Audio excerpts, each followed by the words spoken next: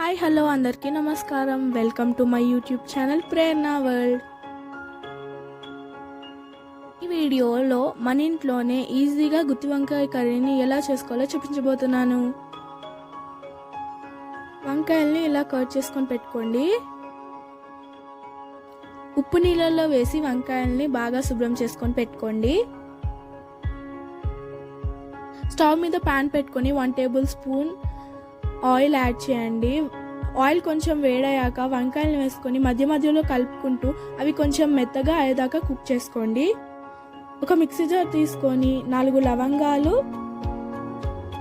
దాల్చిన చెక్క, కొబ్బరి పొడి అన్న వేసుకోవచ్చు, లేదా ఎండు కొబ్బరి వేసుకోవచ్చు, యాలకులు వేసుకోండి, పల్లీలు,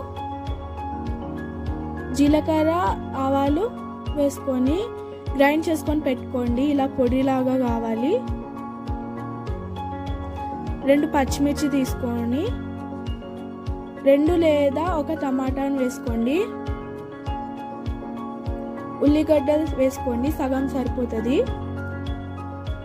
నెక్స్ట్ తగినంత అల్లం వేసుకోండి. పసుపు తగినంత వేసుకోండి.